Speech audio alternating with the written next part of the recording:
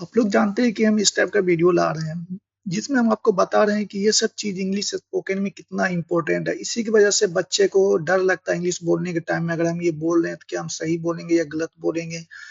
और वो कहीं भी पढ़ने भी जाता है तो उसको समझ में नहीं आता। तो इसलिए हम ये सब चीज पहले बेसिक क्लियर कर देते हैं जिससे बच्चे को प्रॉब्लम्स नहीं होना चाहिए।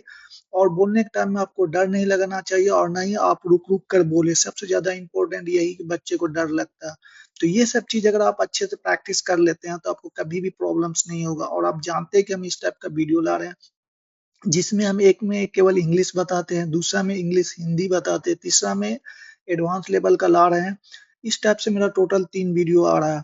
और ये सब चीज बहुत ही ज्यादा इंपॉर्टेंट, अगर आप अच्छे से प्रैक्टिस कर लेते हैं तब हम ग्रामर पढ़ाएंगे, यानी स्पोकन इंग्लिश से रिलेटेड पढ़ाएंगे कि क्या क्या आपको पढ़ना है, क्या क्या अच्छे से प्रैक्टिस होना चाहिए जिससे आपको बोलने के टाइम में प्रॉब्लम्स नहीं होना चाहिए। तो अब जा रहे हैं हम इसको बताने के लिए। देखिए ये क्या है। सबसे पहले सी हैज, इसको अच्छे से प्रैक्टिस करिए। जैसे आपके माइंड में सी आए तो उसके साथ हैज आना चाहिए। कितने बच्चे को बोलता है ना, तो बोलता है सी हैव बोल देता है। इसलिए ये सब नहीं होना चाहिए।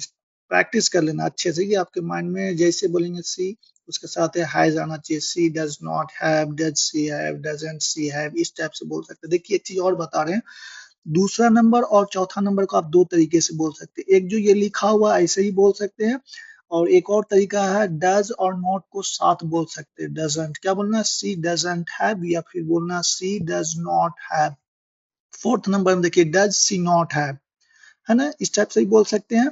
और एक और है doesn't she have, doesn't she have, इस टाइप से भी आप बोल सकते हैं। कोई गलती नहीं है, कोई प्रॉब्लम्स नहीं है, लेकिन आपको जो इजी लगे वो बोलिए। क्या पहले है आपको जो है ये प्रैक्टिस कर लेना है, इतने अच्छे से कर लेना है कि आपको बोलने के टाइम में प्रॉब्लम्स नहीं होना चाहिए, नहीं सोचना पड़े। ठीक है ना, इसलिए हम ये सब दे रहे हैं और यही सब चीज इंपॉर्टेंट है। अगर ये सब कर लेते हैं उसके बाद आपको एक वर्ड लगाना होगा, आपका सेंटेंस कंप्लीट।